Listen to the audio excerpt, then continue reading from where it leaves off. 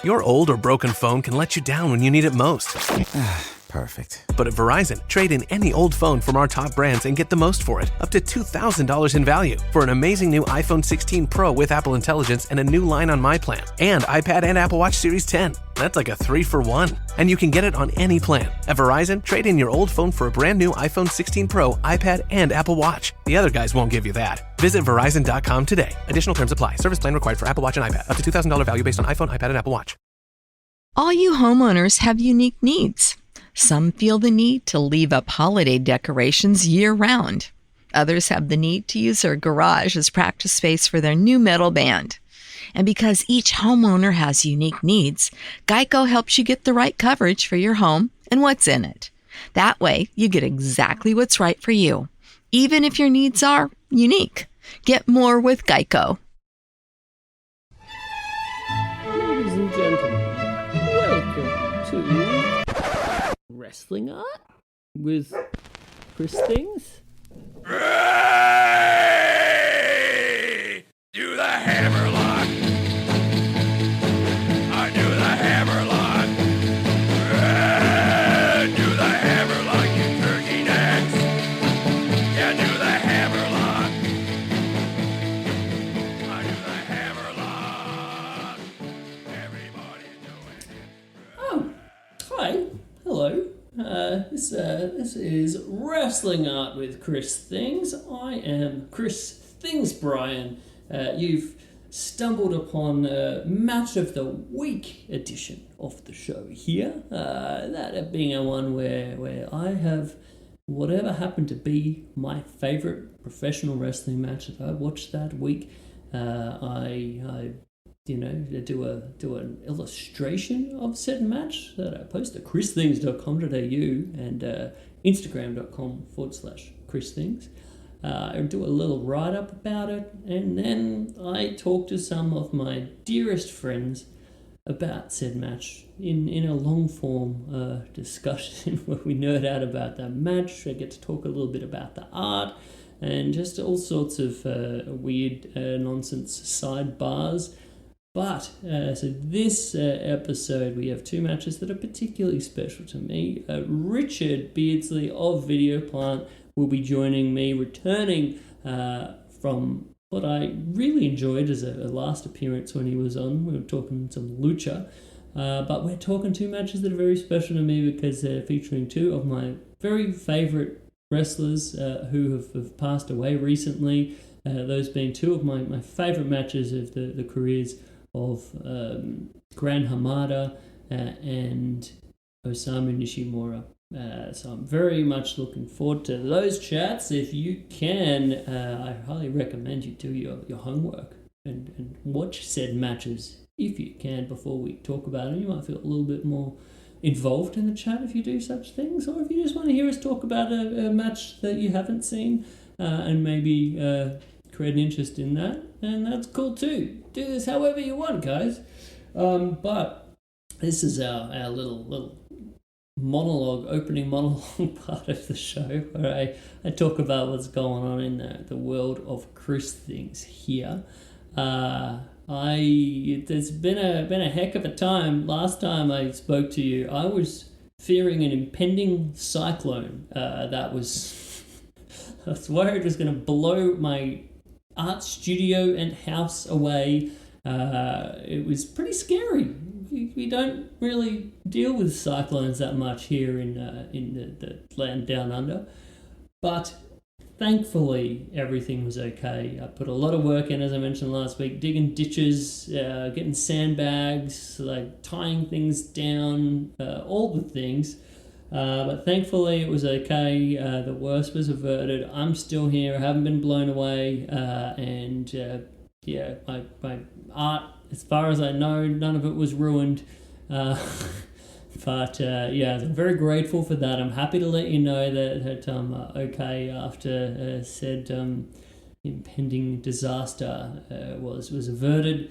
So then I've been sort of getting back onto the things. I'm jumping back into, various little odds and ends It's a tricky thing with doing this art thing as a full-time job, because you always got different things you're meaning to do. I do this podcast every week. I do my match of the week every week.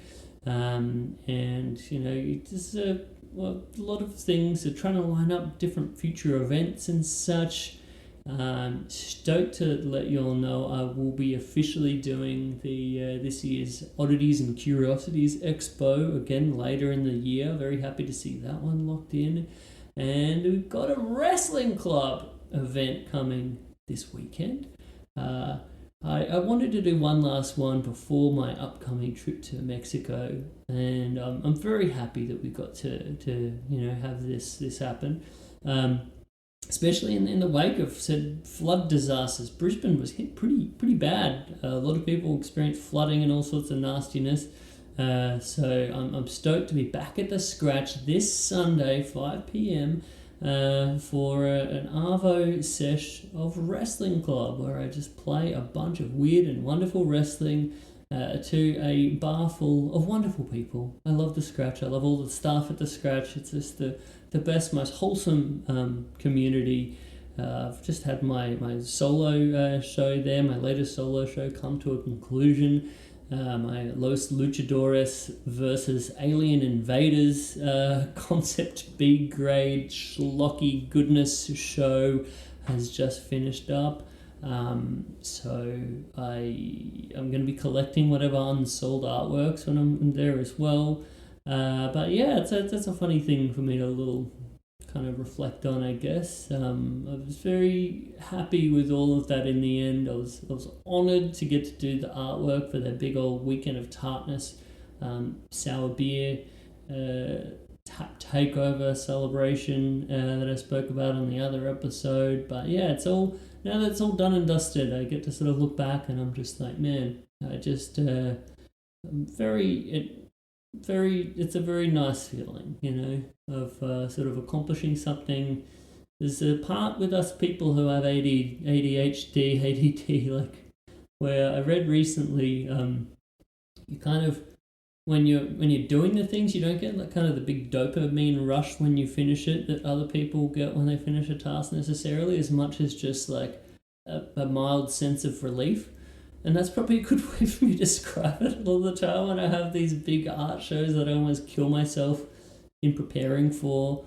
Like I do all of that, and then I get there and I get it done and I get it hung, and I'm just sort of like, more than anything, I just feel like a feeling of relief kind of deal, rather than necessarily getting to soak up the coolness of the moment. I guess I spoke on the other episode about just liking the feeling of, I try to come to that bar or the show or whatever it is as much as I can to kind of like soak up that kind of feeling, which is its own kind of thing. But I think that's probably why. It's just you want to feel I don't know.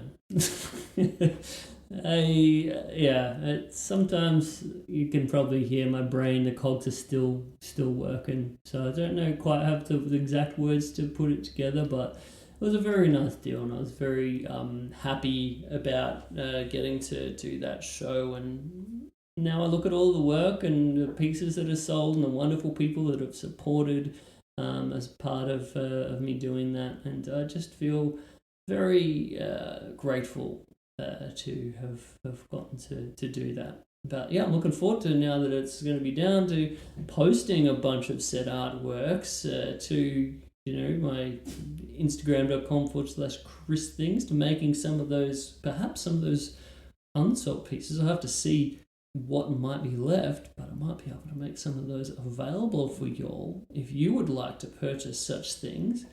So stay tuned there. We'll definitely have those to look forward to. But yeah, I'm looking forward to Wrestling Club this Sunday. One of the coolest parts right now when I have these weeks when Wrestling Club's coming up is my research phase. I kind of really go in depth sometimes about, because the main thing for these in-person wrestling screening nights is I pride myself on the eclectic nature of it and the contrast of like one match followed by another that can be completely different and batshit crazily different.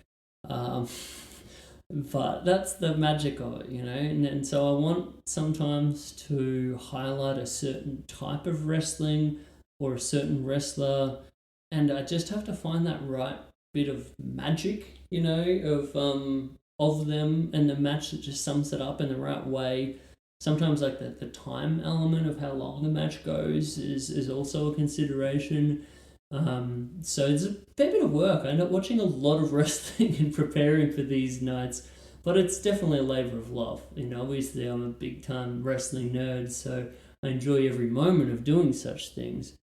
But it's definitely takes its time. But I've been watching some tremendous wrestling this week and preparing for this.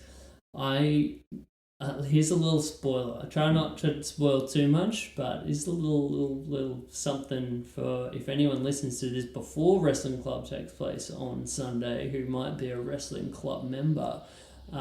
One of the matches that I'm really wanting to include, I want to include something of one of my favorite wrestlers ever that we're talking a little bit about on today's episode, Osamu Nishimura. It was important to me I include a match that sort of like sums up his special magic for everyone at Wrestling Club. So I've been really deliberating very hard on which one that's going to be. I've watched so many Nishimura matches over the last week of ones that I've like loved or have very fond memories of, others that I might not have ever seen before, and that's been so much fun. I have so much love for Mr. Muga. I think he's one of the most special wrestlers that if you really enjoy the craft of wrestling and the history of wrestling and just in-ring storytelling with subtlety and nuance, he is one of the greatest to have ever done it. So I want to convey a bit of that magic. I don't know whether that's going to work at all in a bar setting. But we'll see. That'll be the part of it. It'll either go great or it'll just be something that has a cricket's kind of reaction, but we'll see how we go. But yeah, I really have fun doing this, and I'm looking forward to also as I get ready for my big Mexico trip, of getting a bit of commission work done. So I'm very grateful for some of my different commission clients out there that I'm working with on this stuff. So yeah, let's see what we can get done before Mexico, and then, man, I'm very excited. I'm going to make sure to do my darndest to include you guys, the listeners, in that trip, this pilgrimage of me finally making it to Mexico. I'm very, very excited. But that'll be a future thing. But for now, I think it's time for us to jump into a little bit of match of the week action with Richard and Chris in the studio. All right, over to you guys.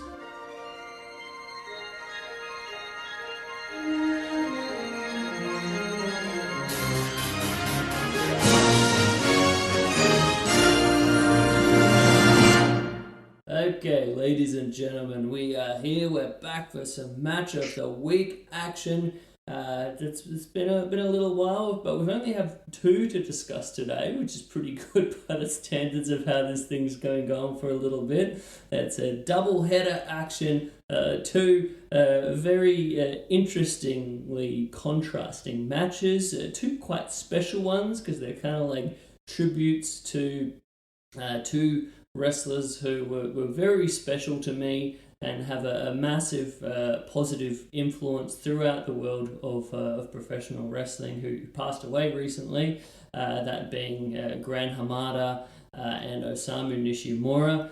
So two matches that I feel really sum up their careers in a beautiful way, and I'm so delighted to get to talk about said matches with none other than Richard of Video Plant. Welcome back to the show, my friend. Hello, thanks for having me.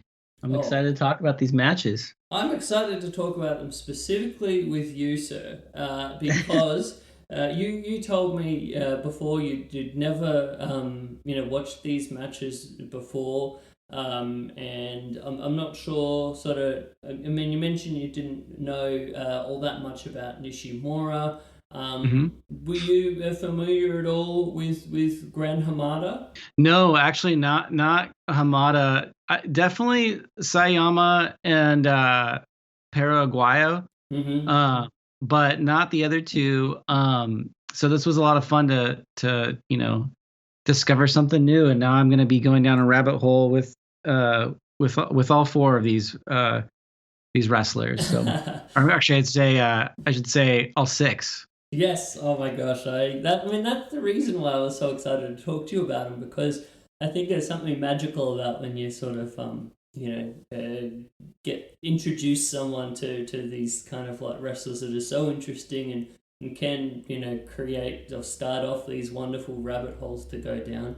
And yeah, I feel like you specifically you're quite a thoughtful appreciator of wrestling and interesting different types of wrestling, fringe types of wrestling. I mean, last time I had you on the show, we had a wonderful chat about lucha libre and like enjoying current CMLL.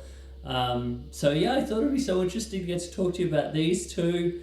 I mean, especially starting off down the lucha side of things. Yeah.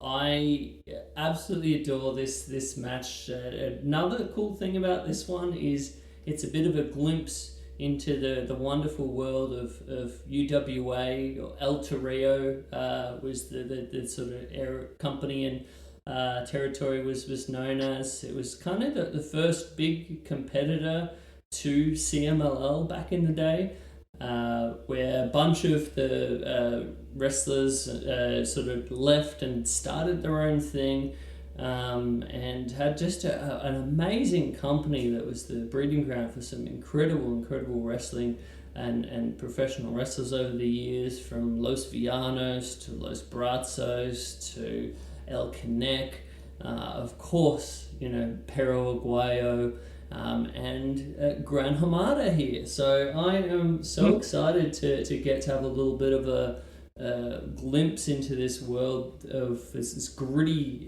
bloody world of El Toreo Lucha Libre, and to chop it up. This match to start off, to get the official business out of the way. This took place on April 13th, 1980, in the Universal Wrestling Association at El Toreo in Naucalpan de Juarez, probably butchered that, between Pero Aguayo and Babyface against Satoru Sayama, and of course Gran Hamada.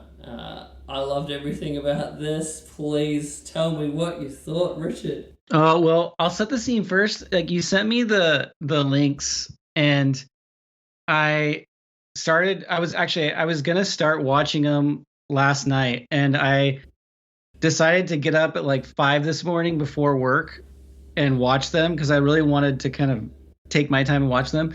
And so it was like pitch black, and I'm drinking coffee at like 5:30 in the morning, watching these matches, and that was kind of a unique experience, just watching wrestling. I might have to do it again. Actually, it was kind of like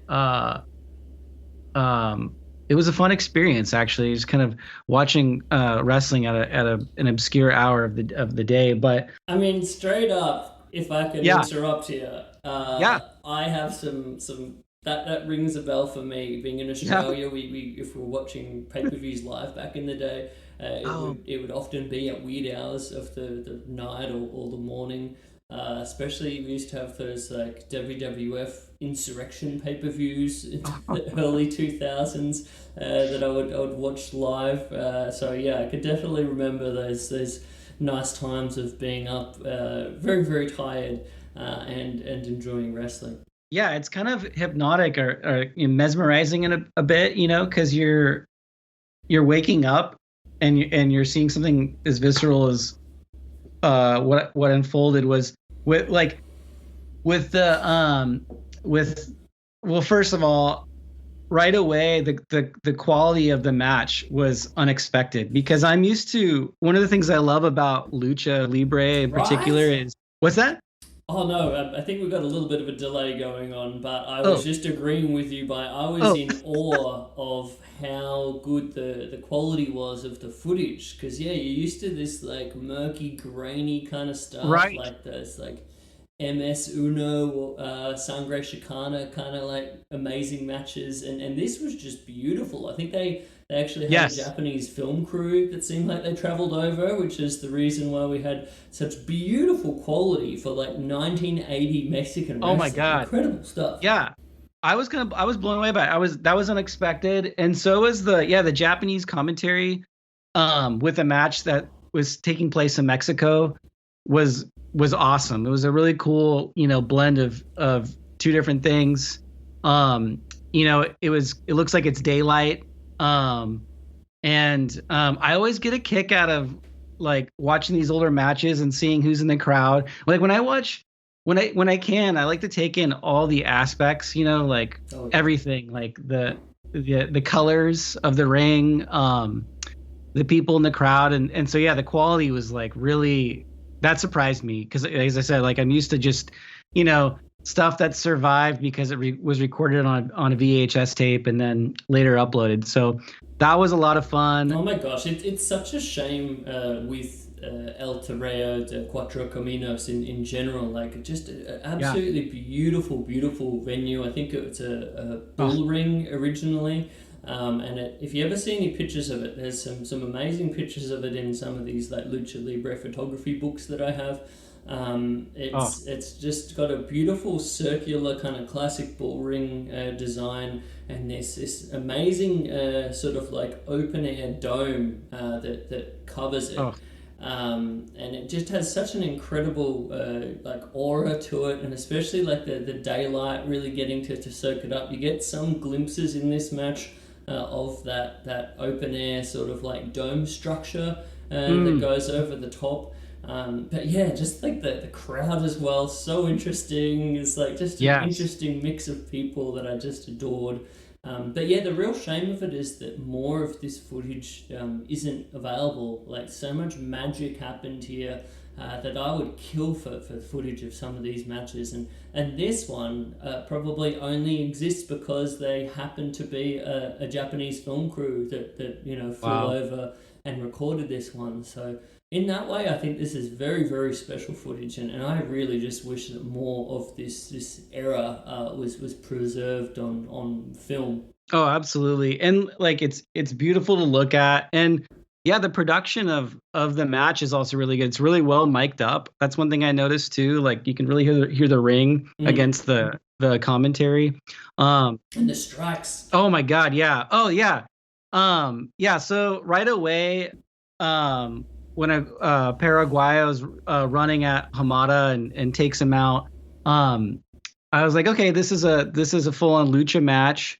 And it's got Tiger Mask, who I had never seen outside of being Tiger Mask. It's got so that was Sayama. Is that the appropriate way to pronounce Yeah, it? Satoru Yeah. Sayama, and he's Oh kind of my like, God. I like to think of this as his Bruce Lee kind of like face. Well, yeah, it was and oh, I should also note like that giant cowboy hat, Oh, tremendous. sombrero style thing. I just wanted to put that on my head. But yeah, yeah, there's that early on there's that loud kick to the chest and you can really hear it, you can feel it. But yeah, it just was it like it how do I say this? It just kind of like right away I knew I was going to love the match, if that makes sense at all.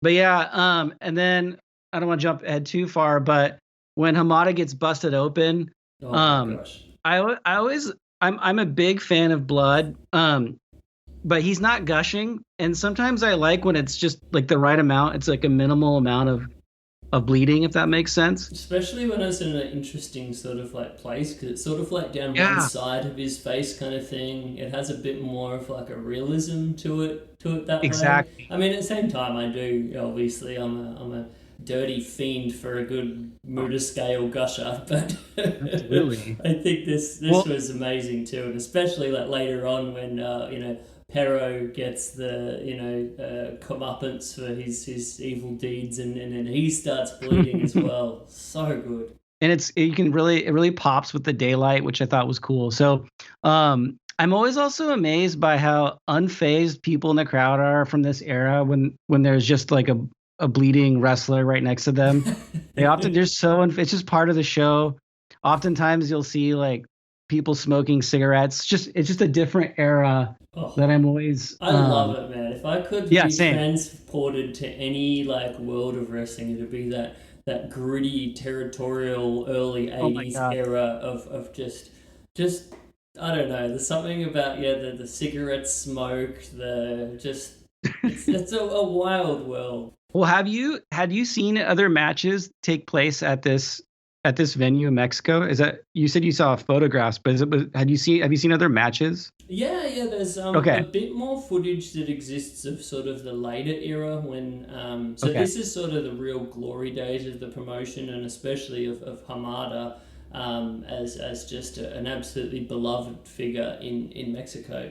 There's a bit that I've noticed of their later kind of like early 90s period, that when business was sort of down a bit, but there was still some absolutely wonderful wrestling going on. They had a TV show that was recorded, so there's some stuff of that period. Really great stuff with Silver King and Tejano as a tag team. I've seen a bit of the footage of that. And I think there's some stuff with like Owen Hart as like Blue Blazer had some stuff at that period too. So I'd highly recommend checking that out. So there is some other footage out there, but yeah, of this period I haven't seen too much. Okay, I'll have to check it out. That's the thing. Whenever you introduce these new matches to me, I always go down these rabbit holes of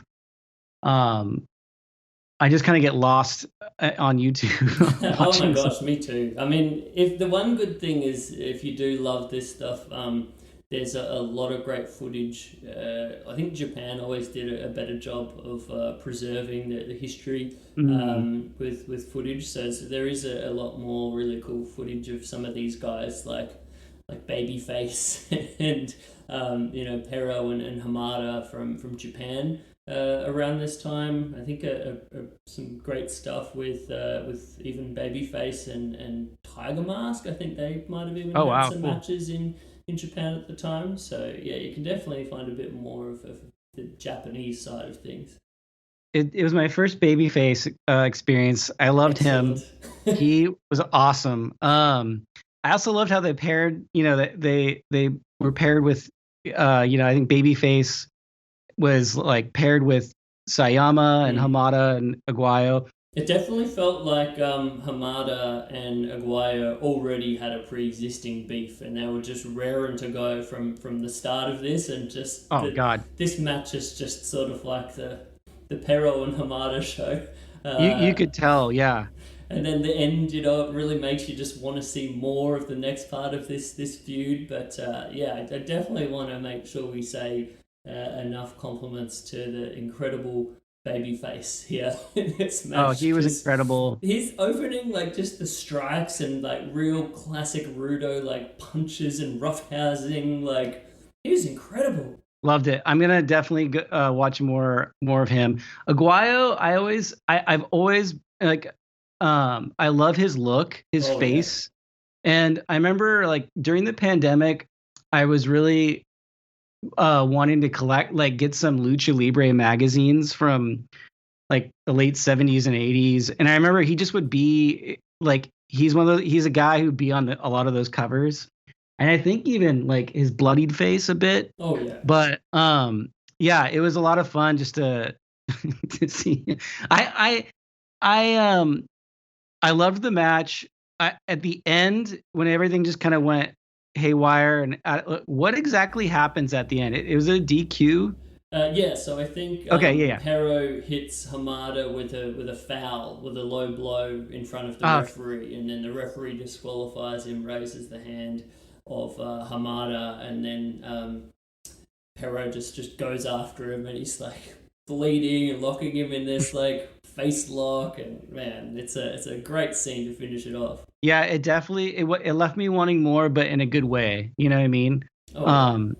Yeah, and I'll get more. I'll be going down that rabbit hole. But yeah, I enjoyed it. I think right away though the atmosphere is something that really drew me in. The atmosphere and the quality. Again, it was not what I was expecting. I don't know. I'm not sure if I knew what I was expecting, but yeah, I just was blown away by the production and also just the visual quality. Again, it's like part of why I love lucha. I do think a big part of it is the like worn aesthetic of VHS footage. Like the idea that it survives because tape traders and somebody happened to like record it, because I don't know if those promotions have the best archival process. Yeah, Do you I know? think a lot of it is very much people who are passionate, who are getting Yeah. in touch with people who might have VHS collections from when they happen to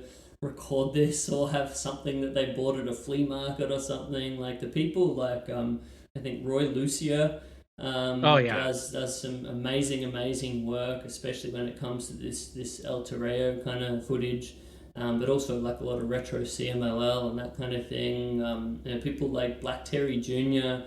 Do some wonderful work in I guess like collecting a lot of footage that otherwise would not really see the light of day. So I think the people that do that are just I have so much love. Yeah, like heroes. Yeah, I'm a big fan of the is it Roy Lucier or Roy Lucier? Do you know? I don't actually know. Okay, I've always been like, but I love his YouTube channel. And of course, I was telling you I was going down a El Hijo del Santo rabbit hole, and there's just so much. And it feels like you're kind of unearthing and in discovering something that it almost feels forbidden, but it's also awesome when you get better. You can have that experience and then also have these like this, see it in basically like pristine quality. Like that looked this match looked awesome. It's such a trip seeing it in such good quality, because I definitely had the same feeling when I was first on those like Death Valley Driver review forums back in the day, and people were shouting out the magic of Sangre Chicana. And I'm like watching this stuff, and this grimy, like dark, like very generally speaking poor quality footage. But that was kind of half of the magic, like you're saying. Like you're just agree. unearthing these like these magical like things. So yeah, it is such a treat to get to see something that just looks as great as this does, and captures such a magical period of professional wrestling. Well, this one's gonna be on I have a match tracker, like a database where I track all my matches that I watch, and then I have like like a rewatch list. And this will definitely be on that. Actually, both matches. I have a lot to say about the other one too, in terms of how much I liked it. But yeah, this was awesome. I loved the blend. I loved this match being in Mexico and then having the Japanese commentary and the Japanese like lettering graphics on the. I just love any little detail from a time that like can signify a time period is always really fun for me to experience with the match, if that makes sense. Oh yeah, I think from that standpoint, something I'd highly recommend to you to check out. Have you caught? There's a great match that was I think from El Toreo that was shown on a Japanese like World of Pro Wrestling TV show between Super Astro and El Satanico. No. Oh, okay. Put that one on your list. I think they only show some brief highlights of the match, unless the match just itself is very short. But it also includes an incredible promo at the start by El Satanico, and it's like dubbed over in Japanese like commentary. Awesome. And you have like all the Japanese graphics, and oh man, it's a tremendous little match, but I think half of it is the wonderful weirdness of the sort of like Japanese presentation of it.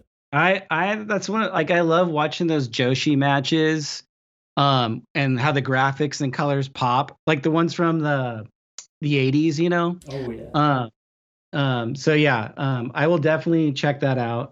Yeah, I try to eat it all up. I mean, as you know, like I'm like my fandom background is really based in collecting and watching old WWF and Coliseum video and WCW VHS tapes.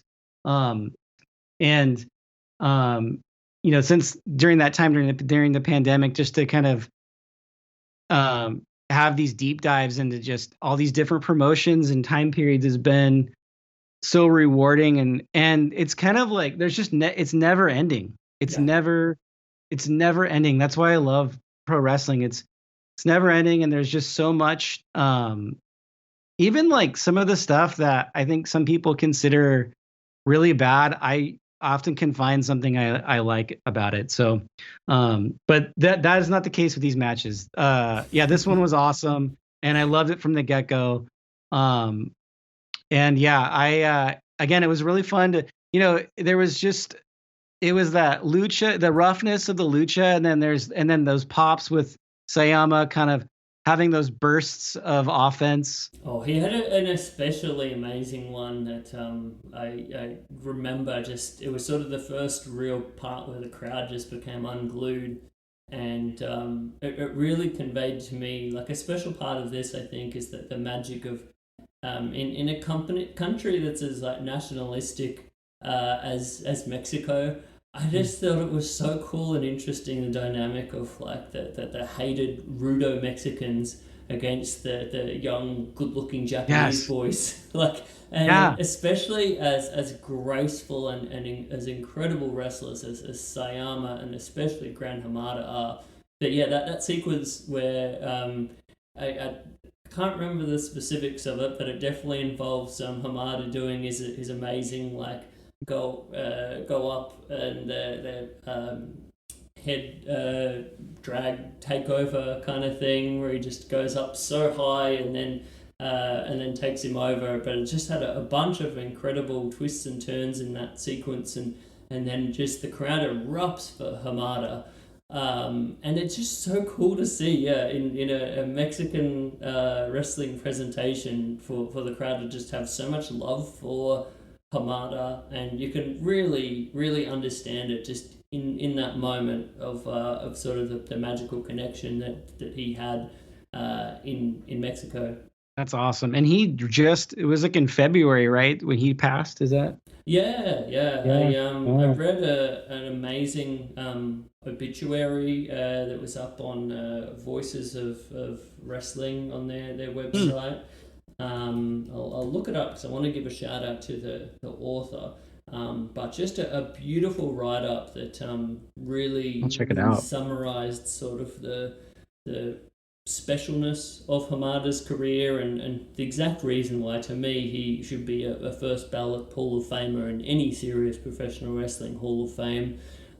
His massive appeal in Mexico, but also like his incredible positive contributions to the world of Japanese wrestling in terms of like bringing over the style of lucha libre and actually like presenting authentic lucha libre in a Japanese setting for the first time ever.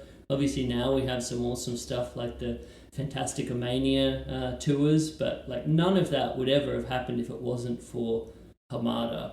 And then all, of course, his stylistic impacts of that turning into like the Michinoku Pro and Toriumon and then Dragon Gate style and that kind of like Lucha Resu in-ring style.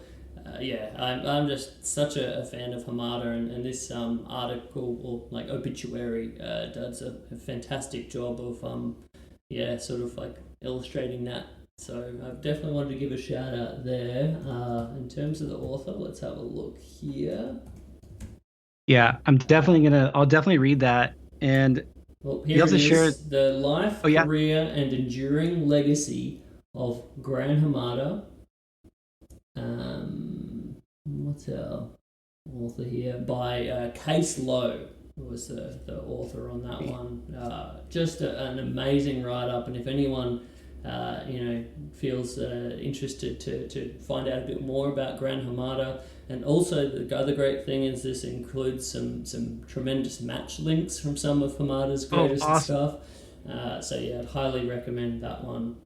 Thank you so much, Case Low and Voices of Wrestling for that one. I'm gonna read that after this and check out the matches that Case Low shared. Yes, certainly. But yeah, I also wanted to say a shout out for this match. Like one of the things that really stood out to me when I was doing the rewatch this morning was how unique every one of the guys in this match was. Right. You know, there's no one who will ever be quite like Perro Aguayo.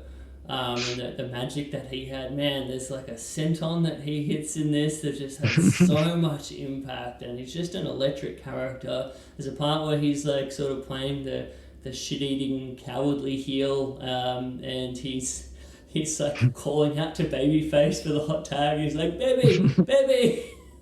Oh yeah, I know, yeah. So good. And then obviously we're singing the praises of Babyface as well. And don't get me started on Satoru Sayama, but overall this is just all the love for Gran Hamada. But everyone's just so distinctly different and magical in their own way. Yeah, I mean, after I watched it, I went to go back and see your illustration to see which moment you grabbed. And I was wondering, like how did you pick that one? How did you go about? It's awesome. Oh, thank you. Yeah, so this was an interesting one because I took various screenshots when I was watching the match, as I often do when I do these things. But it sort of, you had a few different ones that I was doing. I actually did the first illustration of a different moment in the ring of this match, and for some reason it just sort of didn't quite work out as sometimes happens. So I actually started over with this other picture that I found. So this was actually a photograph of the match that was taken. So it showed a different angle of that part where Hamada is like driving Paraguayo into the corner post, giving him his comeuppance that we were talking about earlier. And I just really loved sort of like this little bit different angle from it. I wanted to say a shout out to Crimson Mask Replica, amazing Instagram account there. That was where I actually found that photo that he shared, a little bit after Gran Hamada's passing. And I didn't actually. I wasn't aware that it was of this match until I watched this match, and you sort of like, work out, oh, that's the moment of this shot. So, cool. So that's how I arrived with the reference shot of this one. Big thanks to Crimson_Mask_Replica on Instagram. Everyone should give them a follow.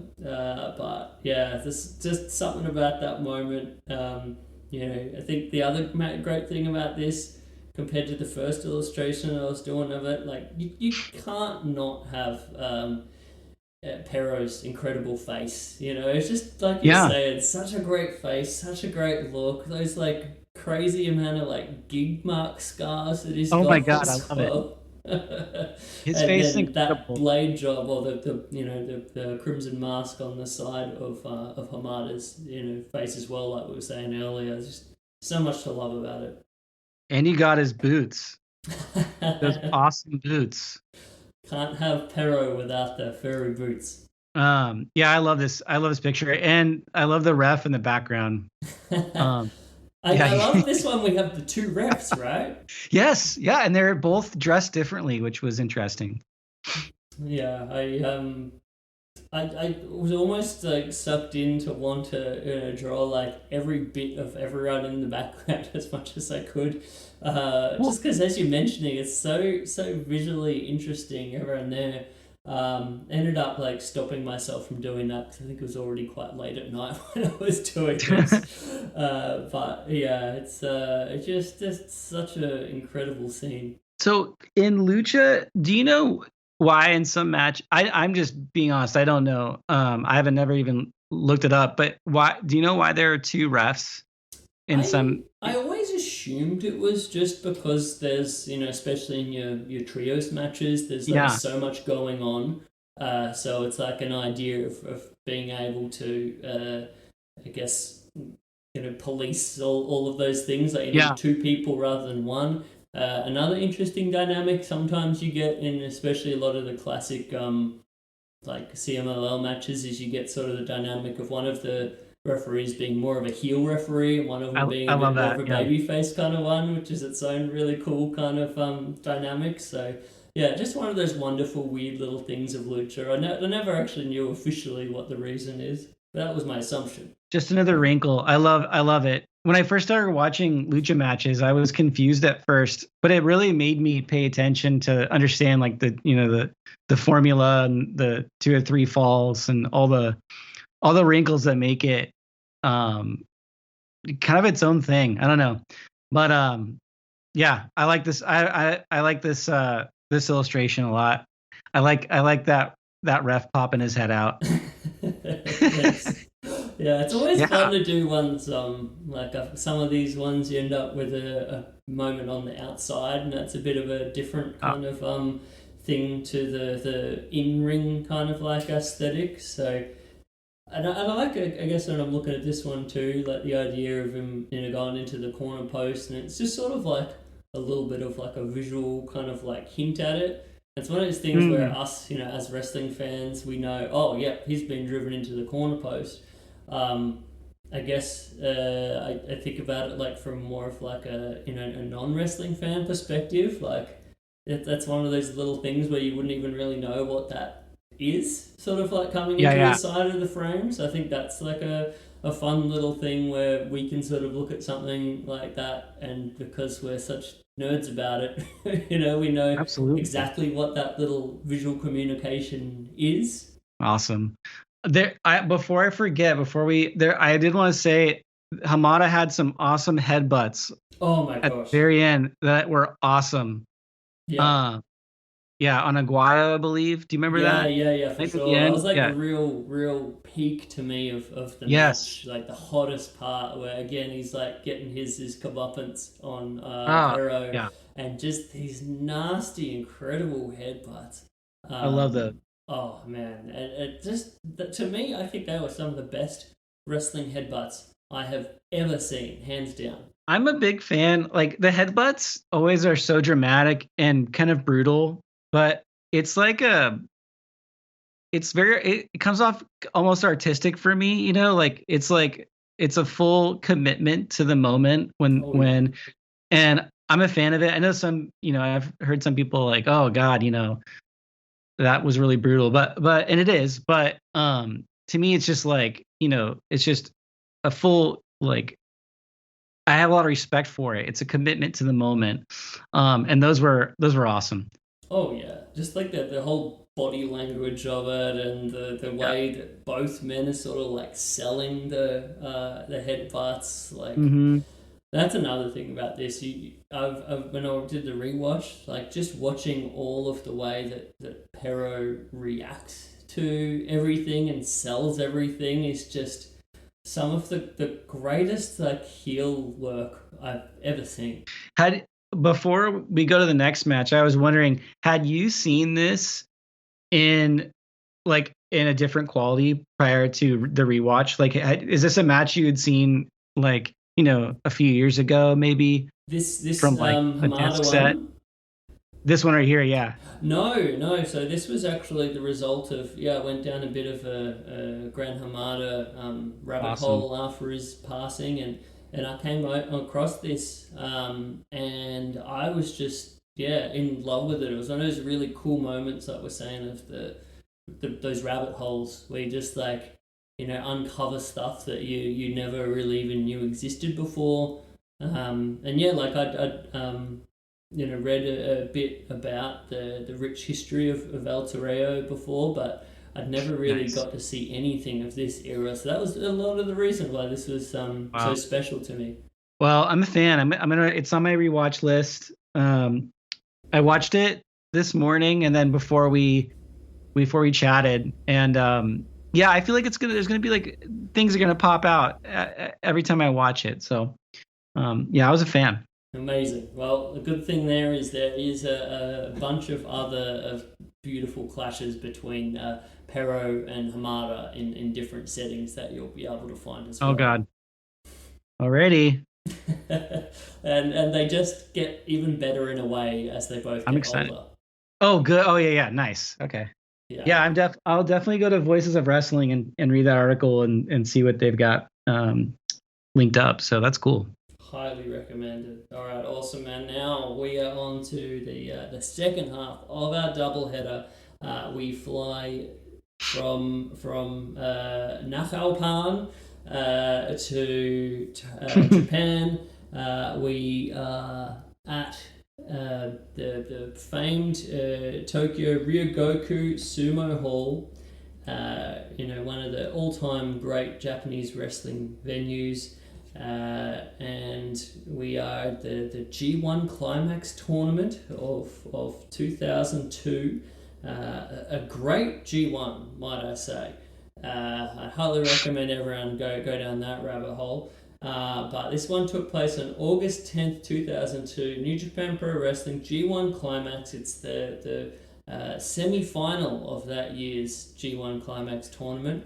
We've got Osamu Nishimura against Yoshihiro Takayama, two of my all-time favorites. Setting the scene as well, I just want everyone to know that earlier in the evening, we had to have a tiebreaker for who was going to be facing Takayama, where Nishimura faced off with the gigantic, very underrated wrestler that is Manabu Nakanishi.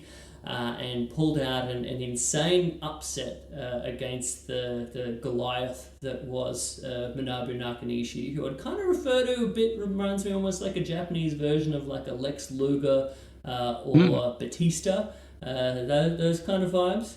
Nice. But man, he pulled off the upset in short fashion. He got like a crazy roll up within about 3 or 4 minutes. And the crowd went insane. So the sort of dynamic going into this is can Nishimura defeat the Goliath again in the form of the Emperor Yoshihiro Takayama?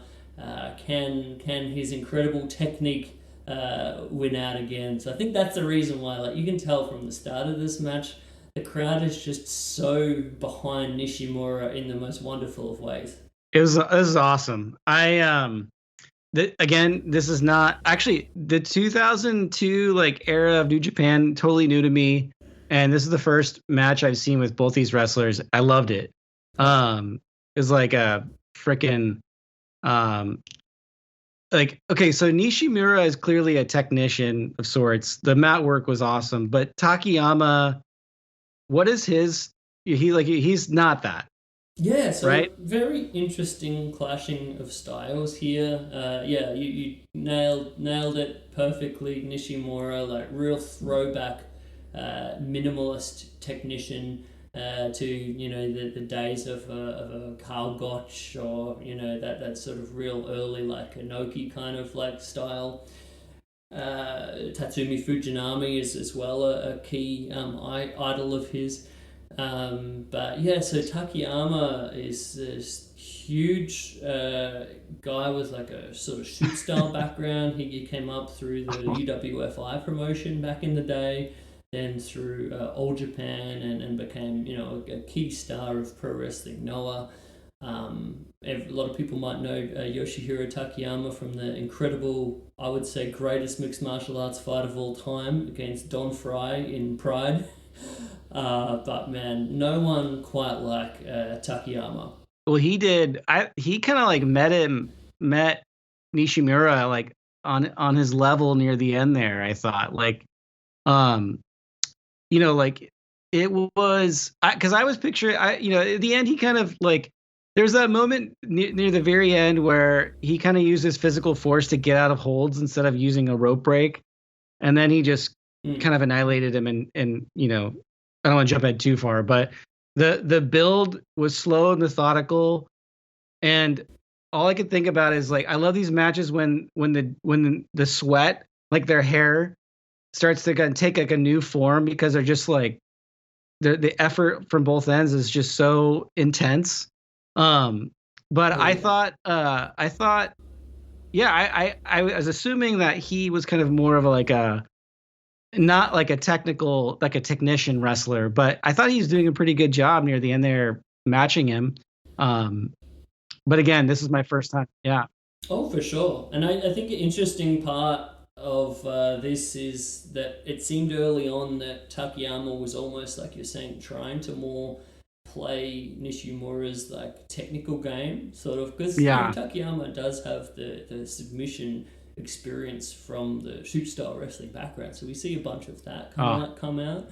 But Nishimura's just supreme technique just seems to like continually better him and frustrate him as the match goes on, until eventually we see Takayama's wheelhouse and just vicious strikes and just gargantuan strength kind of like win out in that way. But I just thought this played out such a interesting and cool kind of way. Definitely, like right away, like you're saying, like the simplicity of it. I mean, they're both wearing these black trunks. There's nothing really flashy. Although, like again, as the match was building slowly, it was very expressive, like their facial expressions. That Takayama's face throughout the match, it was just like, you know, it's like really I don't know. That's the kind of thing that really stuck out to me is it's more of a simplistic match, but there's just these moments with all these expressions with the holds. And, you know, I for a second, I thought, like, you know, saying the David Goliath thing, I thought that having no idea of where this was going, you know, just going in cold, that Nishimura was going to have this victory. And so this kind of build to the very end. I was a little surprised. There's that like amazing near fall just at the end, and then Takayama just, like, I think he kicks him or something. They like cut to the crowd, and then they cut back to the match, and then he pins him. But I just I was blown away by the intensity of it. Oh my gosh, I think you really hit the nail on the head with the like thing about the facial expressions throughout. Yeah, and the escalation is just beautiful. That roll up is just the roll up. The real great near fall near the end is just one of those high points where it got me. I was like, is he gonna do it? And I think it makes it a bit more interesting, the fact that it's like David versus Goliath, where Goliath wins. Like Nishimura comes so close and everyone so wanted to will him on, but it wasn't quite enough, which I think is such an interesting story. But like the facial expressions early on, you can see in Takayama's face how frustrated he is by Nishimura's supreme technique, which I think is just so done great and so done well done. And Your old or broken phone can let you down when you need it most. Perfect. But at Verizon, trade in any old phone from our top brands and get the most for it, up to $2,000 in value, for an amazing new iPhone 16 Pro with Apple Intelligence and a new line on My Plan, and iPad and Apple Watch Series 10. That's like a 3-for-1. And you can get it on any plan. At Verizon, trade in your old phone for a brand new iPhone 16 Pro, iPad, and Apple Watch. The other guys won't give you that. Visit Verizon.com today. Additional terms apply. Service plan required for Apple Watch and iPad. Up to $2,000 value based on iPhone, iPad, and Apple Watch. All you homeowners have unique needs. Some feel the need to leave up holiday decorations year-round. Others have the need to use their garage as practice space for their new metal band. And because each homeowner has unique needs, Geico helps you get the right coverage for your home and what's in it. That way, you get exactly what's right for you, even if your needs are unique. Get more with Geico. It made me think about, I read a great Japanese translation obituary that was talking about Nishimura, and it mentioned about the difference. I think the way he approached wrestling was so different to so many other people, where I think there was a quote where he said something along the lines of other wrestlers wrestle for the fans for a reaction, like they're sort of wrestling to the fans' expectations kind of thing, to get those kind of those pops or whatever, which is all well and good. But then you have someone like Nishimura who is completely different, and he would wrestle and make the fans focus in on what he's doing and more conduct them and get them to react to what he was doing, as opposed to him wrestling for them. which I think is you can really see here, and how much it sucks the crowd into every little thing that he does in such a beautifully minimalistic way. So that was a big part of why I picked this match to kind of be my Nishimura tribute match. That's awesome. Yeah, you can tell there's a lot of details happening within this. I definitely picked up on some stuff the second time. It's funny, so I started with the Lucha match, and then I watched this one, and then I worked, and then I ended my day doing it again, and I got more out of this match the second time. I loved it the first time, but there were more details in it that more nuanced moments that I picked up on, like the facial expressions and just the overall, again, those guys were working so hard. Again, when I don't know if that makes any sense, but sometimes, when the hair takes, especially with these two, because they're so they're both just wearing, it's very simplistic in what they're wearing, just wearing black trunks, but they're sweating profusely, and then their hair starts to take this new form, if that makes sense at all. It's kind of it's drenched in sweat, and it kind of can show how intense the match is physically for them. And 100%. Takayama's orange hair, almost, it doesn't look like it's bleeding, but even his orangish hair starts to take it added a new layer. Yeah, and so I don't know. That's just kind of what I got from it, from a first time going in cold. But yeah, I loved it. I loved the end, and it's one of those matches that's kind of this is gonna be it's kind of like classical music, where there's a slow build and there's different. It's like telling a story, and there are these moments of combustion, if that makes sense. But yeah, I was really I was a big fan of the end. So yeah, but I don't know if I have much to say beyond that, because it was my first time. Yeah, no, I think that's a great way to think about it, as an introduction point. Especially, I think what you said about sort of classical music is such a great reference point for the way that I think people need to sort of think about Nishimura and the magic of what he did. It's just so stylistically different, and so much more minimal, to where it's you're just listening to the music in a different kind of way.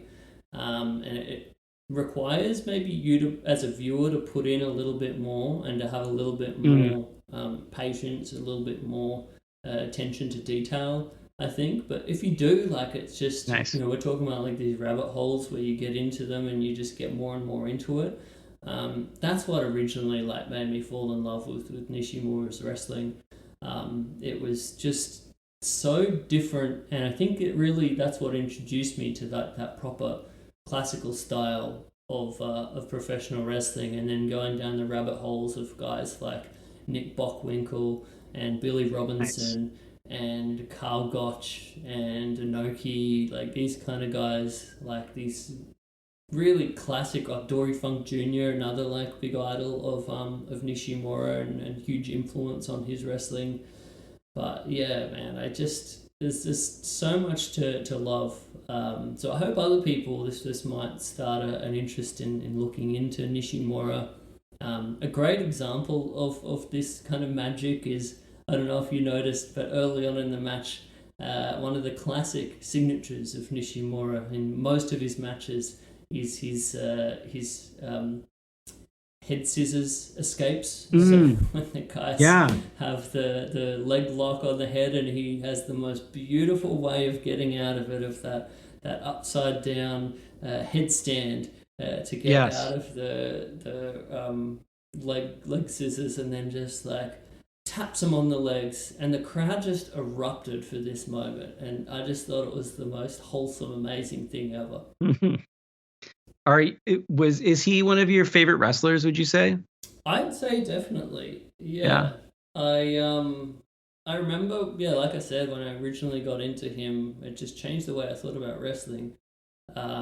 So I actually got to meet Nishimura a few years back on one of my last trips to Japan. It was at a Destroyer tribute show that they put on for after Dick Bayer's passing at Ota Ward Gymnasium, and Nishimura was on that show, and I can't remember if it was like during the show or after the show, but I remember being outside the building and just seeing an extremely dapper looking Japanese man, full suit, and I realized, oh my gosh, that's Osamu Nishimura. So I had to go up to him and at least like tell him how much I adored his wrestling. And I was just, wow, this was probably the coolest wrestler interaction I've ever had in my life, of meeting like one of your favorite wrestlers. He spoke amazing English. He actually like lived in America for quite a while.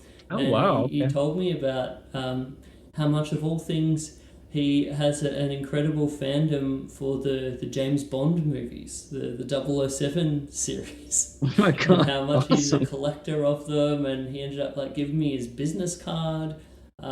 Just incredible. So yeah, I have so much love for Nishimura. That's great. It's always good when you can have like a really positive encounter with somebody you respect and admire their work. You know what I mean? Like sometimes that's not the case, so that's awesome. Yeah, very, very special to me, especially, you know, with his passing recently. You look back and you're like, man, I'm so glad that, you know, sometimes in those moments when it comes to meeting people, I end up getting a bit nervous and do that, I don't want to bother him, or, you know, whatever. Yeah.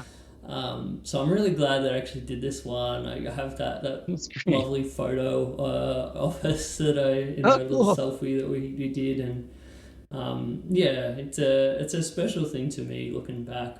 But yeah, I mean, if anyone else wants to go down Nishimura rabbit hole, he has some amazing matches that you can check out. I actually posted a few of them on the New Japan World site. They're actually on the free tier, so if anyone wants to look at that, you can find out some great Nishimura stuff. One of my real favorite Nishimura matches took place back in 2006 for the Muga promotion, which was Tatsumi Fujinami's kind of like offshoot promotion that was just about this kind of like bare bones presentation of the classical style of professional wrestling. And it's just a really wonderful 2 out of 3 falls match between Nishimura and Tatsumi Fujinami. And it's so great because it's so slow, but it really just commands your attention in the best of ways. And when you're like paying attention to the little things, it's probably one of the best matches I've ever seen that like gives you back so much for like the amount of attention that you put in. Just a beautiful match. I'm gonna check it out. Thank you for the recommendation on that. That's cool. You're welcome. Gosh, just so much. I have a notepad here. I'm just writing all these things down here. Yeah, and that he just passed away very recently as well, right? Just was that this month or very sad. Gosh. He I think he was only like 51 or 52, so just way too young. But he'd had quite a few bouts with cancer over the years. So he actually came back to wrestling this period in the early 2000s after his first bout of cancer in the late 90s. So that's sort of like one of those extra kind of like inspirational kind of things to watch this incredible 2002 G1 run of amazing singles matches after, you know, coming back from cancer. And I think he went through it again in the later 2000s, and then sadly passed away just recently as a result of it coming back. His last ever match was teaming with his idol Dory Funk Jr. in Dory's retirement match in an exploding barbed wire rope match for Onita's latest FMW reboot against Onita. And just a very weird last match to ever have, and you could tell he was definitely in he was going through it, and apparently he had to have like special doctor's permission to even partake in the match and sign a waiver and things, but still getting to finish off his career teaming with Dory Funk Jr. I think is a pretty cool way and unique way to go out. It's interesting when it's one of the things about wrestling, like, in lots of sports, there's like a lot of athletes, they retire at a certain point, because they don't want to go into the twilight of their careers, like, kind of not performing at the level that they're known for. And one of the things that's always amazed me about wrestling is that's not usually the case with wrestlers, right? Like they keep going, and it works. It works with wrestling. You know what I mean? Like, 100%. I mean, I think how much I've probably said to you in the past how much like I feel so many wrestlers' primes, or at least my favorite part of their career, is that weird kind of period where they get into their 50s, that classic Tenru early 50s, mid 50s kind of period is like easily my favorite stuff of his entire career. Obviously, Terry Funk also had an incredible time of his career in that like late 40s, early 50s kind of period. I can say the same thing about like Muto. So many wrestlers. I just love that middle-aged wrestler period, because it's sort of like there's this weird creativity that comes out as well. I love it, man. I do too. It adds to like the aura and the overall story of a wrestler's like, wrestlers can have different stages like of their story, I guess, and they can work different aspects of their life. Like with Danielson, when he how he retired with in last October, he kind of built in this broken down body aspect to that era, if that makes sense. But also I was watching Blue Panther the other day. He's still like flying out of the ring. It's insane, but it works. It's cool. Like it's something I'm really fond of with wrestling is these wrestlers that I mean, within I mean, not always, but I mean, they're what I'm saying. I want to keep it positive, but yeah, for the most part, it's pretty cool when they can go into these. I did want to ask you though, about your drawing on this one, because the colors you used for this were I don't know. There's just like, it's like two-tone. It's like a pink and a turquoise for the drawing in this one. Yeah. I played around with the color scheme for this one actually. Sometimes I don't necessarily know what route I'm gonna go down when it comes to those colorways, and it sort of like evolves as I'm going, and I like play around with the colors and see what looks right. From time to time, like I always try to make sure I change up the color schemes to a point to keep them interesting and different. But I've definitely over the years played with some different things that feature this sort of like baby blue and bright pinks, which I really love, and it just brings like such a brightness and sort of like eye-catching kind of thing. Also great, like as sort of a contrast to the physical sort of like pain and torment and stuff going on, like in the context of the match. But yeah, I thought that color scheme worked well for this, in that like I really wanted to highlight, to me, this figure four in the match was so awesome, and like the lead up to it and how he like drops the knee on Takayama's knee from the top rope, and just when he locks on that figure four and then he gets the rope and then he like does a spinning toe hold to lock in the figure four again, and he's like bridging up, and it just has such a level of intensity. I was like, this is incredible. To me, there was no other moment in the match that I could have picked other than that. But I really wanted to sort of like capture just how special that figure four was. And in some ways, I'm envisioning people who might not be too familiar with this match, and they might just be scrolling through their Instagram or whatever, and for a lot of people, a figure four is a figure four. But to me, like, I wanted to elevate that into the special way that in my brain, like, that I perceived it and just how cool that was. So in hindsight, I think, yeah, like, sort of the bright colors were kind of a way for me to try to, like, highlight this incredible, beautiful moment in as vivid colors as I possibly could. Yeah, it really captures the drama and the yellows, like the sweat, like I was talking about. You have it in the yellow. It looks awesome. I also love, I'm looking at it right now. I brought up, but how Takayama's head kind of like almost morphs into the ref. It's really it's awesome looking. That's what, yeah, I don't know. I love your art, man. It just really, it's got its own it makes you hang on moments. It's a really good moment you got here. It's cool. Well, thank you so much, man. Yeah, man.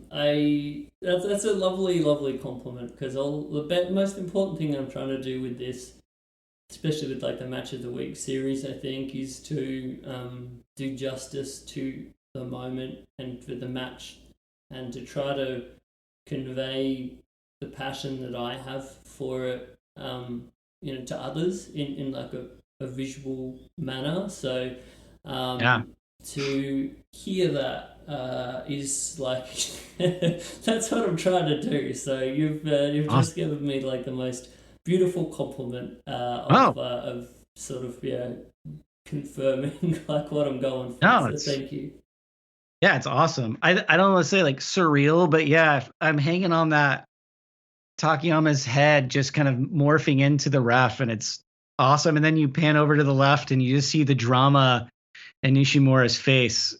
Yeah, it's pretty rad. So and I remember, I saw this like when you asked me to jump on to do this, to do these matches. First of all, thanks for having me on. I hope I did a good enough job talking about these wrestlers who've recently passed. Tremendous.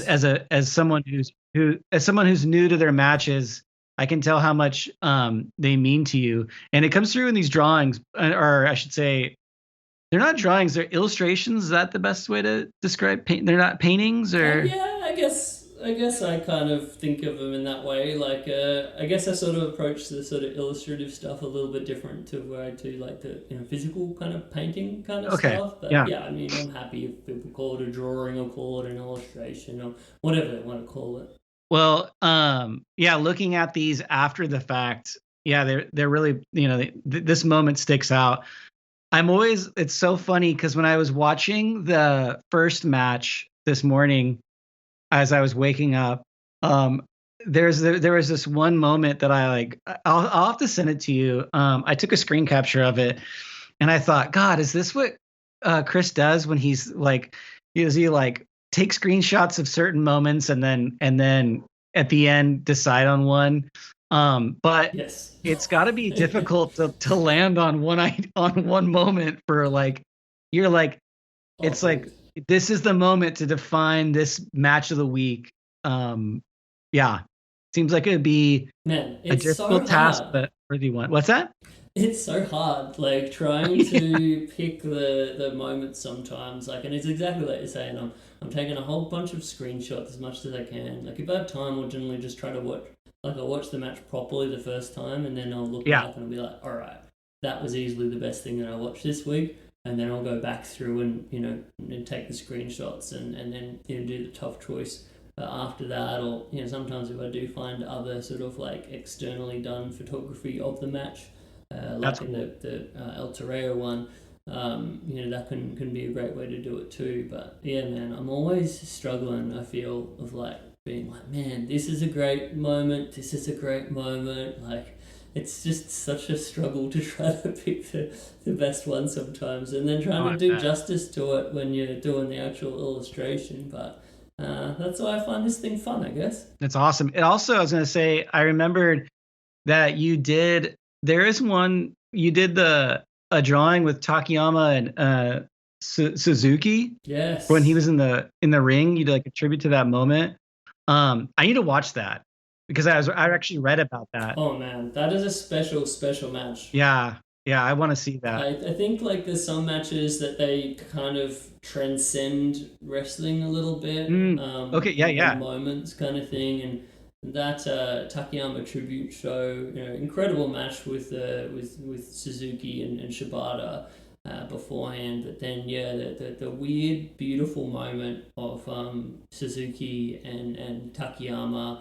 And knowing about Suzuki and Takayama's like friendship through the years, and all of their fantastic matches with one another too. Like, yeah, man, and obviously with Takayama's sort of very very sad paralyzation.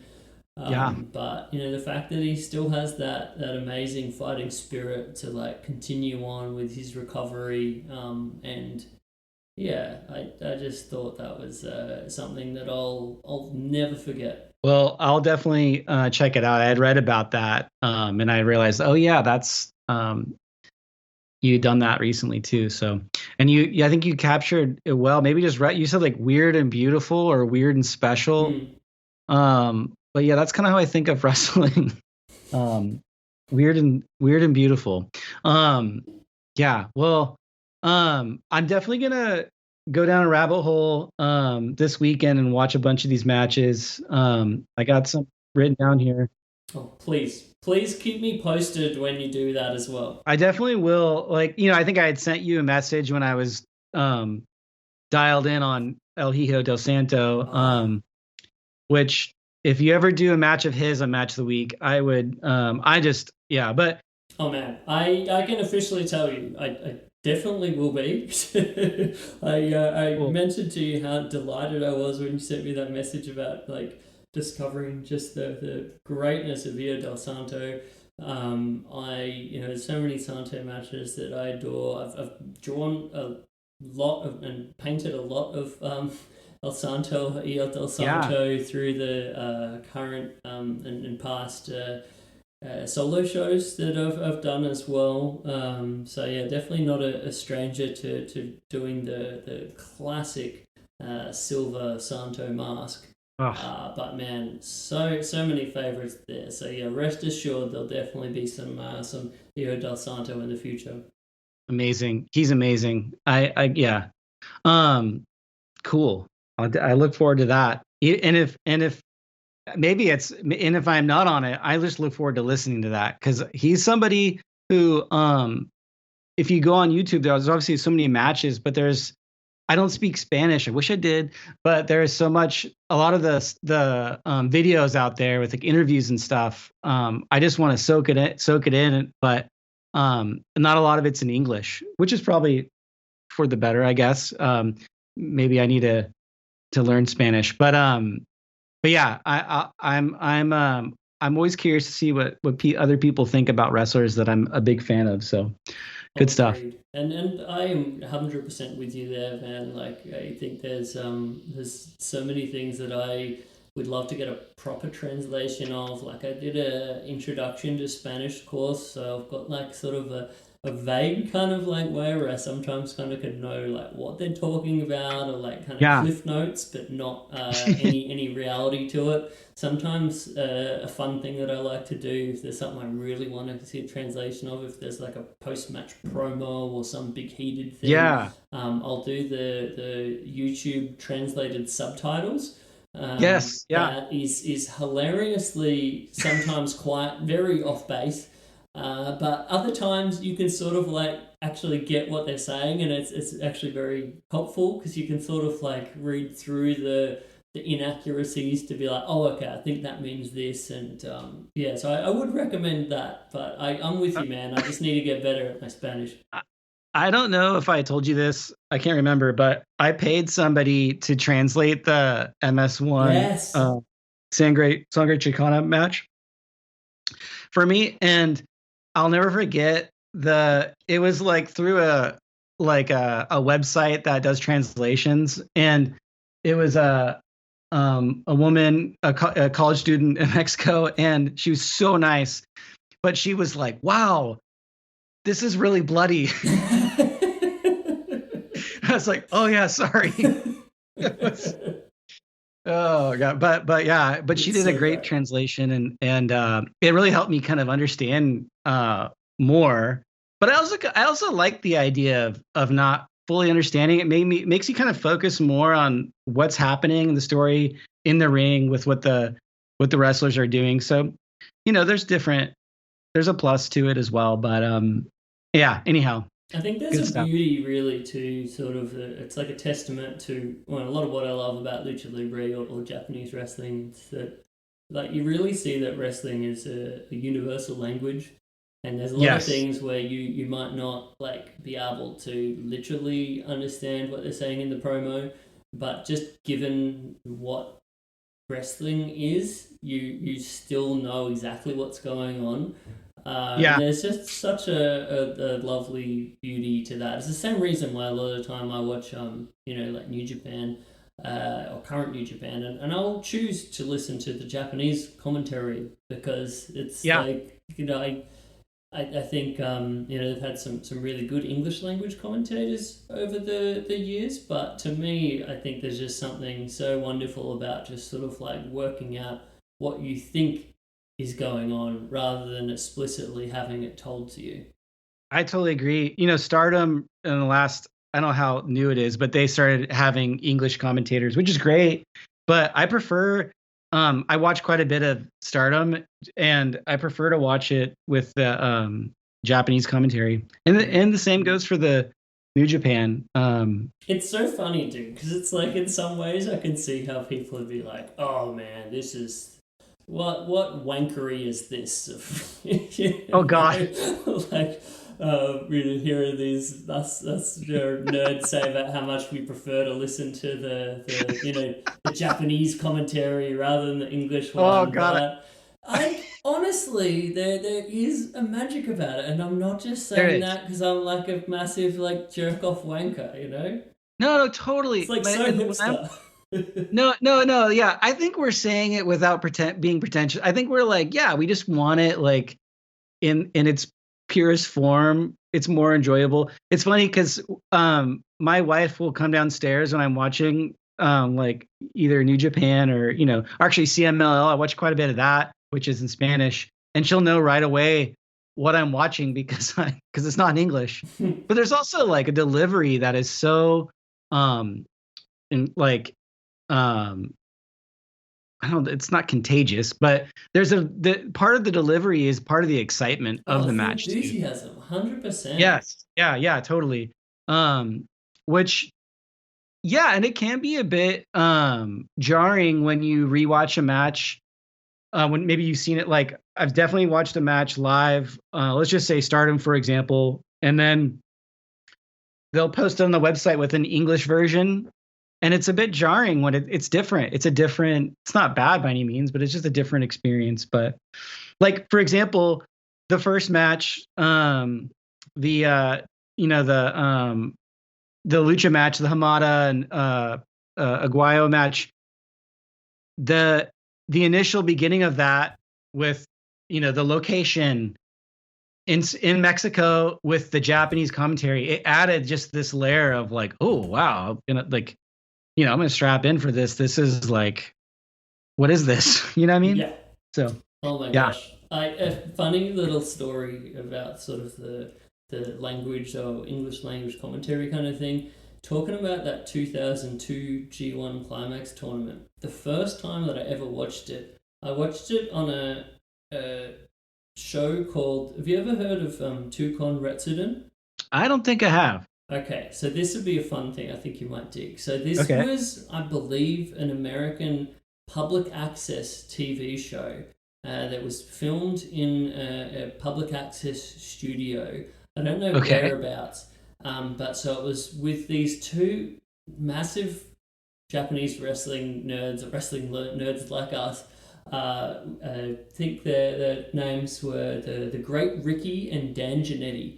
And they What? had this show where they would just watch a whole bunch of weird and wonderful Japanese wrestling, and they would do English language commentary for it. Oh, okay. So you see all sorts of stuff like Joshi classics, like this real amazing period of like these sort of Enochiism days of New Japan, amazing All Japan stuff, stuff like, the wonderful Great Muda versus Jushin Liger match, like all these like classics.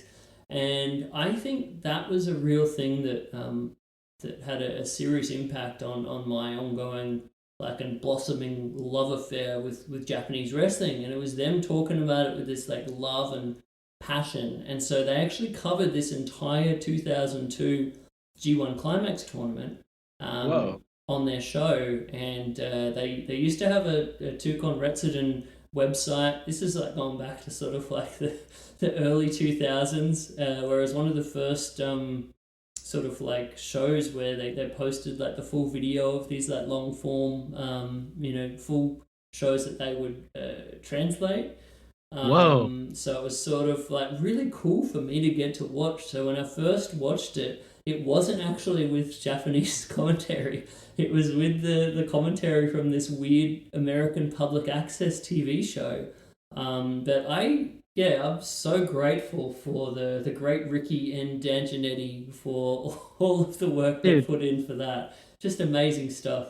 I love stuff like that. Those, like the obscure, like someone who's such a big fan goes to such lengths to kind of curate and make their own show to share an experience, like, I mean, YouTube, we have a lot of that now, of course, but the public access, what's that? We're spoiled now with how we're spoiled. The wonderful easy access, and it's a good thing. Like it's totally great for us to be able to go down these rabbit holes, but at the same time, you look at how hard it was back in the day, and like getting DVD sets or tape trading and all this kind of thing. It's funny because some of those websites are still functioning, and there's still people like with DVDs, and it still it still exists, even though it's on. I mean, not to the lengths that it used to, but no, like the public access, like vibe is something that can't be recreated now because everything's so, high definition and polished. But real quickly, on that note, here in the Portland area, there was a guy. So the WWF in in like the 80s. Didn't come to Oregon. It wasn't allowed. The State Athletic Commission.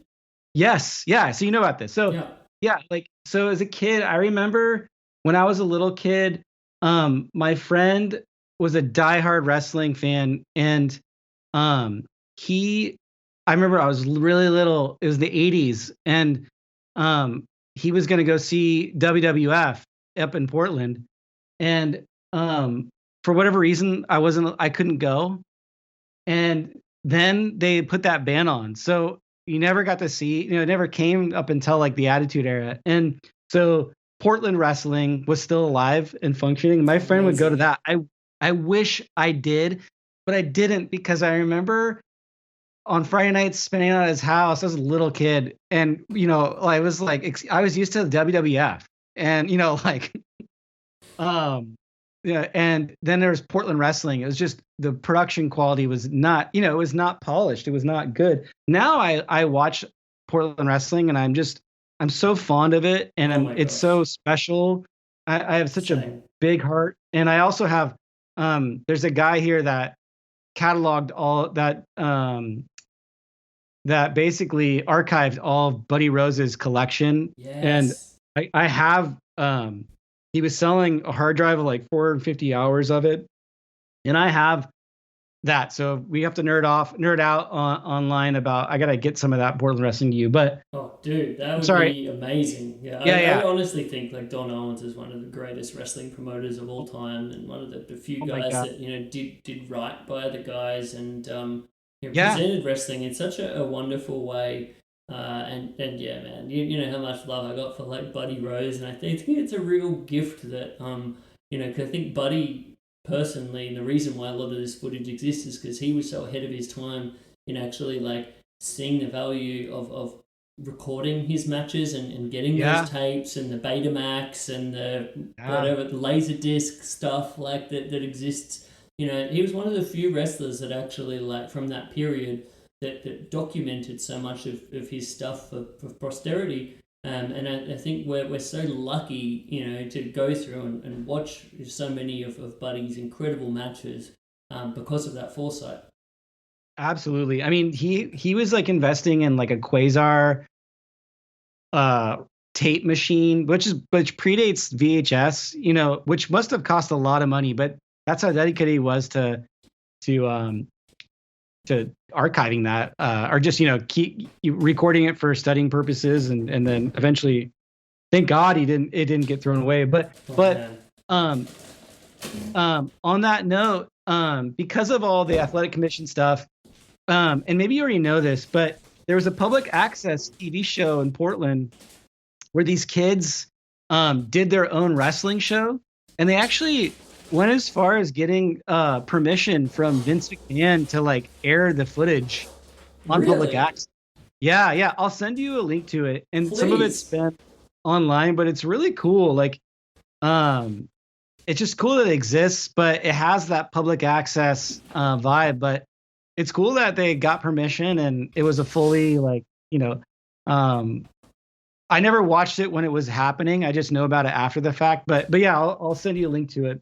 Pretty cool. But again, public access energy doesn't exist anymore. Yeah, I'll definitely send you some those Tucon Retsuden links as well, because I think there are some places where some of those classic episodes of this Japanese wrestling public access TV show exist too. So I feel like you'd probably enjoy the weird and passion of Tucon Retsuden.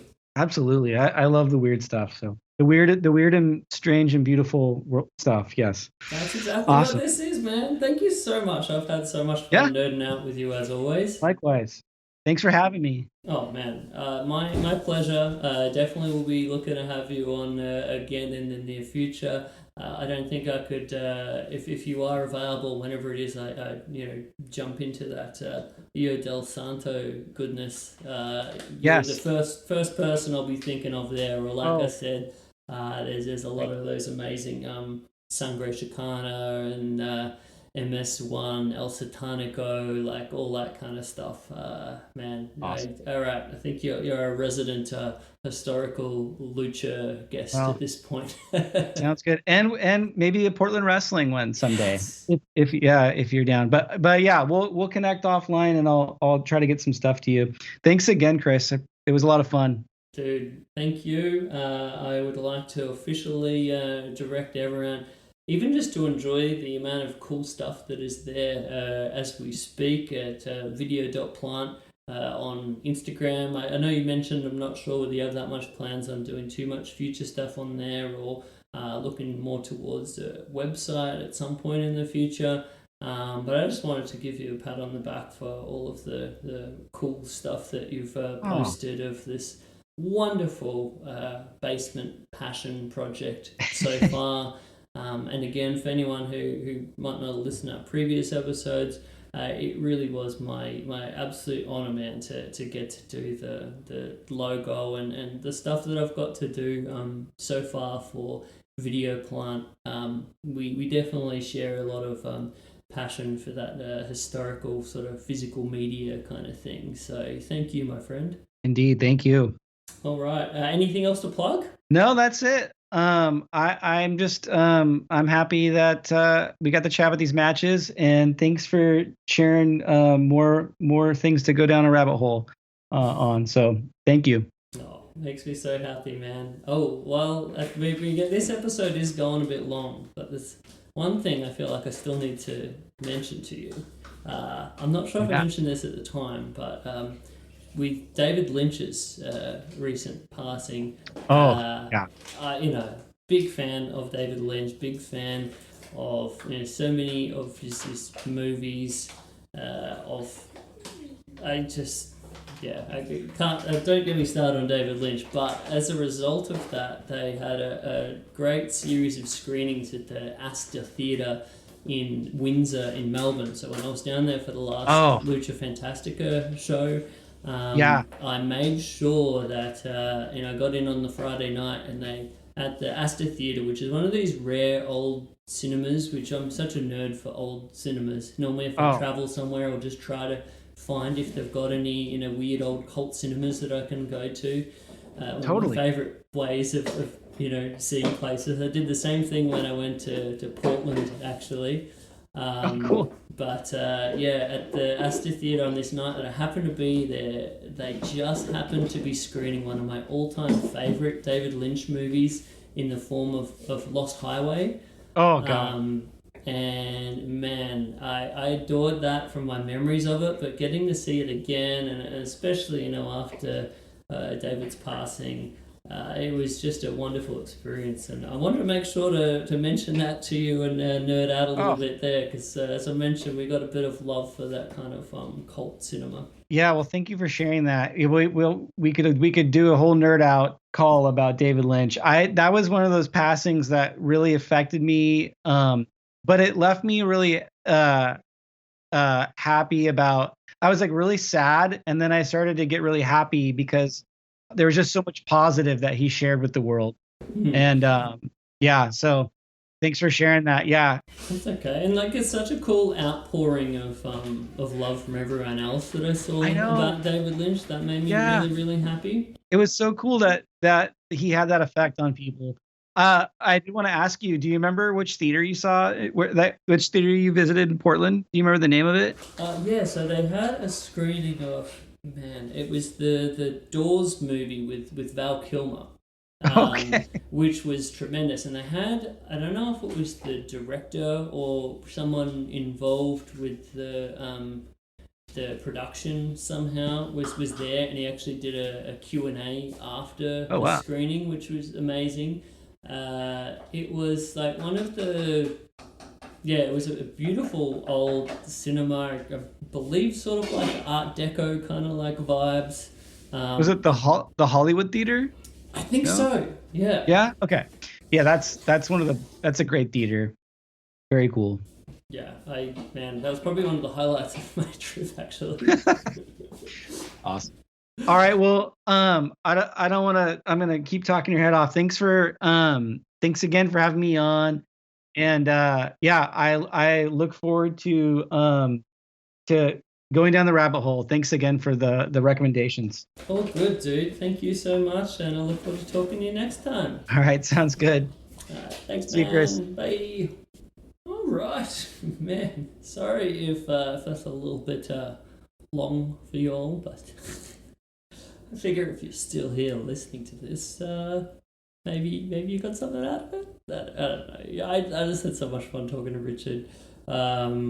I think it's this whole thing that we often say about when you have somewhat obscure passions. It's just really, really nice to get to nerd out about said things with like-minded people. So I mean, and if you all are the same and you got some smiles out of that, then that makes me very, very happy.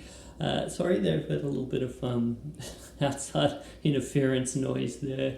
I record this podcast now in the kitchen dining area of our home. We've got our other housemates that were very kindly getting their lunch in quite a manner as they could, but I think some of the noise comes through. But I hope that's probably an unnecessary explanation for you guys, but that's what that was. But man, I had fun on this episode. Really, really do feel lucky to get to have these nerd out chats. Thank you so much for listening. I appreciate your patience.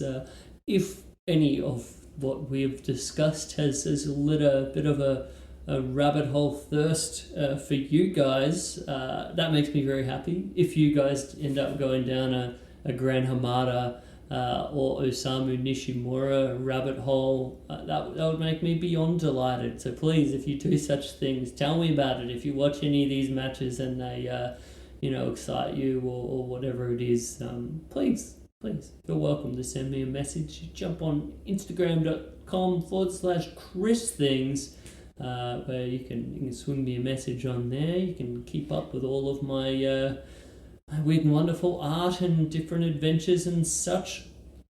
Same thing, christhings.com.au. You can go on there. There's the Contact Us page where you can send me an email if you ever want to reach out, say hi, let me know what you're doing, what you're making, what you're watching. I really enjoy the community element of this.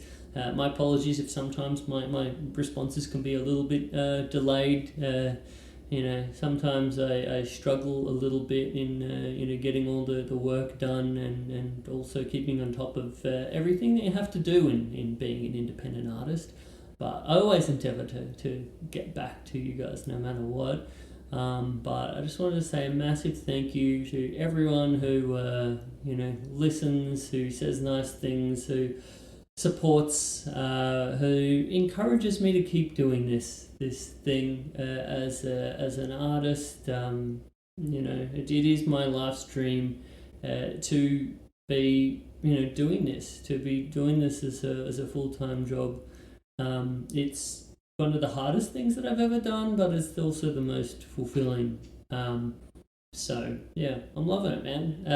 If you'd like, when you're on that website, christhings.com.au, you can sign up to my newsletter, where you can get those full playlists with links to all the stuff I play at my wrestling club events. As I mentioned earlier on in the show, very looking forward to that one this weekend. And you can also buy the things on there. So if there is a match of the week illustration that you're like, man, that is my one, I really need that on my wall in my house, you can do it. You can jump on there. You can buy an art print. You can buy a HQ art print, which is fulfilled by my my American or international print distributor, Printful, for as little as 25 clams. Try to do that. I think still quite a high quality product, but also a little bit more affordable. And then all the way up to I also do my premium prints that I have those produced over here with my specialty art printer on special thick textured stock that I send out myself. Whenever I send those out myself, I spend a dumb amount of time personalizing those ones. Trying to write a little note as much as I can, include a little something special for y'all. But I enjoy it. So thank you so much to everyone who does support in a financial sense. I know it's hard out there. The economy is having awful things done to it that I could probably go on and complain at length about. But let's keep it rosy. Let's stay on the happy train here.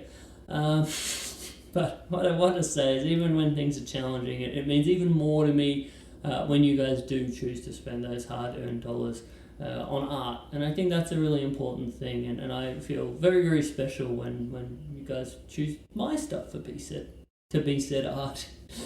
That you want to have my silly illustrations and artworks accompanying your life and your home. To me, that's a very special and nice thing. So I'd like to thank you for that. Also, if you ever would like a commission, I also do commission artworks. I really love those, getting to bring to life whatever your ideas might be, whether that might be an illustration of your favorite match, illustration of your dog, a birthday present, or whatever weird B-grade movie there's a scene of it that you've always really loved that you'd like to see in Chris Things style, be that in an illustration or in a original painting. We can do that. I like to think pretty reasonable costs for such things. There's different ways we can do things. We can always do things a little bit more streamlined fashion if we do want to keep those costs down, or if we want to go the whole hog, we can do that too.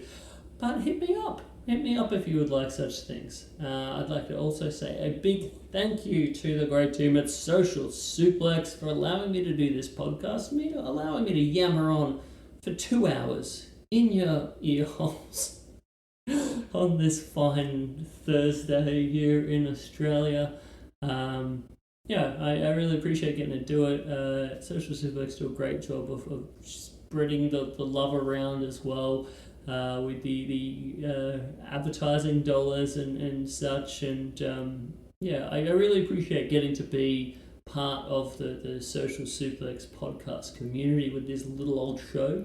But if you check out socialsuplex.com, you can find a variety of other Rad Wrestling podcasts, from Keeping It Strong Style, the New Japan show, to One Nation Radio, to All Things Elite, the AEW Match Recommendation podcast. We've got the Trish and Sarah podcast, we've got Tunnel Talk, we've got Imp's WWE Adventure, all the things. So if you're hungry for more wrestling audio, it's the place I'd go. But yeah, I think we're at the pointy end of quite a long show, so I'll try to keep it brief here with my long-winded nonsense. But I really just want you to know that I appreciate you, and I really do. It means a lot to me that you guys indulge my silliness. So thank you. I hope you got something out of this, and I look forward to seeing you next week for what hopefully it's maybe the return of our Wrestling Art Curator edition of the show. Got something in the works there. And yeah, then Mexico. Alright. Do the hammerlock. Bye. I do the hammerlock. Do the hammerlock, you turkey necks.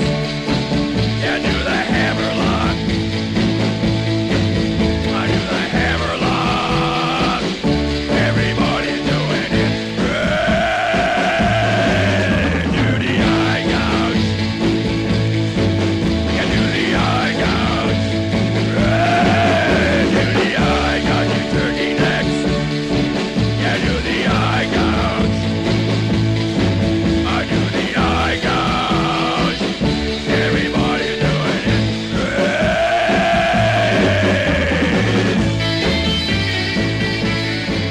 Okay, you turkey nuts. Gather around. Let me show you how to do the crusher.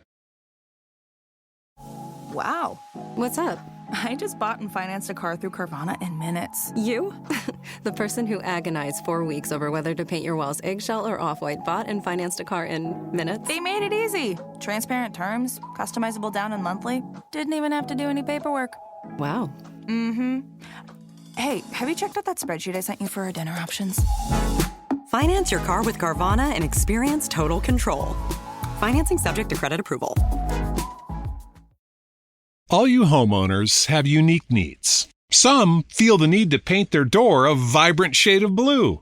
Others have the need to decorate their bathroom with fish, anchors, and other nautical items. And because each homeowner has unique needs, Geico helps you get the right coverage for your home and what's in it. That way, you get exactly what's right for you, even if your needs are unique. Get more with Geico.